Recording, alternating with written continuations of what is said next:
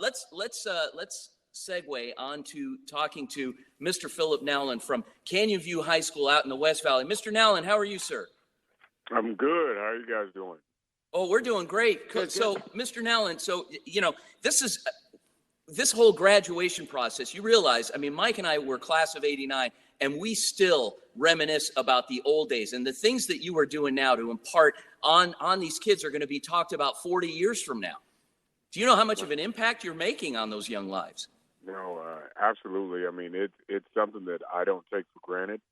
When we started this school 3 years ago, we started with the end in mind. So it's how do we get them to graduation? How do we get them to the next level in their life? These are forever things, right? That we're trying to do, that we're trying to establish. So I'm truly, truly excited to have our first senior class coming up, and it's a big deal. We got a meeting. We're going to talk about all things senior year this summer and make sure they have the best memories that they can have. And let's talk about the fact you touched on something very important. Your school is only 3 years old, and you got to be the only high school in the state of Arizona and one of the only ones in the country right now that does not have a graduation because you don't have any seniors on your campus. And in spite of that, you guys have already bagged your first state championship, doubles women's tennis. You had a tennis team finish that won state, a couple of young ladies. That was very exciting. You had softball and baseball finish very strong in the postseason. Softball in particular in 5A were the state finalists in their essentially what was their first year of varsity competition with no seniors. And you've got a jam-packed campus. I mean, you're not a flash in the bucket there. It's not like you've got 500 students walking around. You've got, 1,800 students on your campus. Yeah, no, we've got 1,450 right now. Next year will be 1,850. Right now, technically, we're the smallest 5A school. But, we came into this, I think we all expected to compete early. I hired coaches with that mindset. I hired teachers with that mindset, whether it's athletically or academically. Not a lot of people expected us to be where we're at right now, but it's just been amazing, an amazing ride. We have 2 state finalists, two runner-up trophies, and we're not satisfied. But we're proud of the work that we've done. I'm proud of my coaches. I'm proud of our student athletes, our parents. We had 70, 80 kids at the state championship game for 5A softball, and we just had a sea of Canyon View blue in there, and it felt a little bit like normal. But yeah, we're excited about what we've been able to do and what we're going to continue to do. I think 11 out of 13 programs made the postseason this year, all the way through. So it's really been great. And in all seriousness, I tease him to no end, but my friend Mike here works as an academic advisor at a college in Southern California. And Mike, this has to be refreshing for you to hear, a principal and administrator that is so involved and so supportive. What makes your job easy, Mike, when it comes to this? Students bring a lot of enthusiasm from transitioning from high school to college.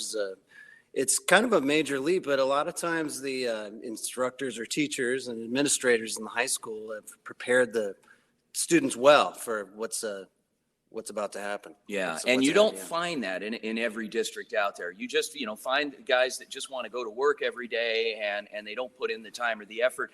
But a guy like Mr. Nowlin and his team, Ms. Andrea Hudson, the athletic director, all of the coaches, one of which is going to be is joining us or waiting on hold here. We'll bring him on in just a moment.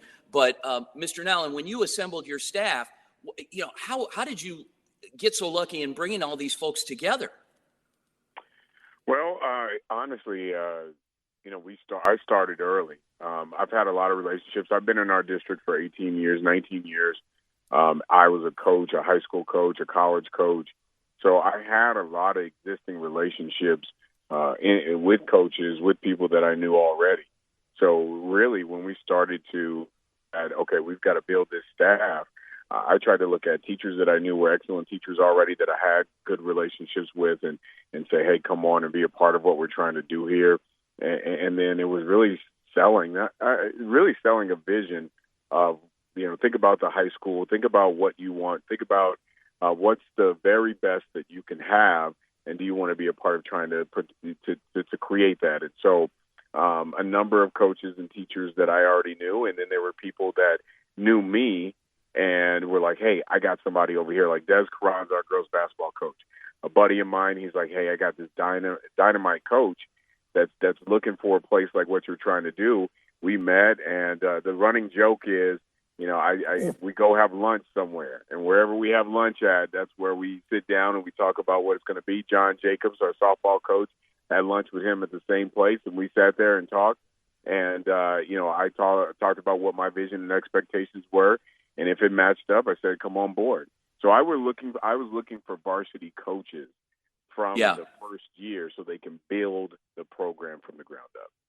So what a coincidence. We just happen to have softball coach John Jacobs on the line with us. Coach Jacobs, are you there? Hello, Coach Jacobs. He might be muted. Coach Jacobs, good morning, sir. Can you hear me? Yes, we do. Okay, so Coach Jacobs, this is a very important question I have to ask you now.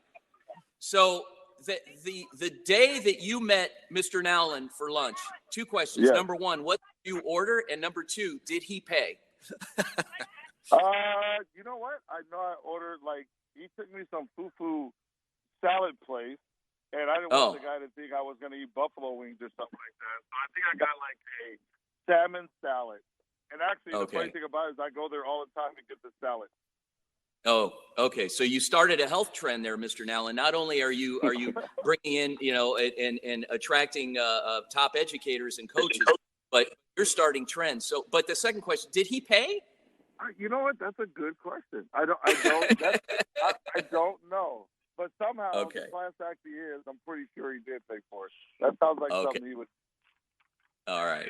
Well, Coach Jacobs, congratulations on the season that you had this year. Shout out to Canyon View Jaguar softball team. Mr. Nowlin, thank you, Canyon View High School principal out in the West Valley. We look forward to continuing our partnership with your campus and your fine students and staff and administration. Great people all the way around. Great school. Coach Jacobs, congrats again, and we look forward to revisiting with you frequently. I appreciate it, man. And one thing I want to say that I've got the best administration in the game. They treat us like adults. They take our vision and implement in their vision, and our school's incredible. I mean, you drive up to that school and you want to be there every day, and that's the infectiousness of our campus, and it all starts from the top. All right. Mr. Nowlin, thank you again for joining us. We'll see you soon. Yeah, I appreciate it. I appreciate Vince. I appreciate the partnership and all that you guys do. And definitely let's stay together and let's ride this wave. There we go. Ride the wave. Here we go. Go Jags. Okay, Canyon View High School, well represented this morning on the Varsity Sports Show. Principal Phillip Nowlin, softball coach John Jacobs.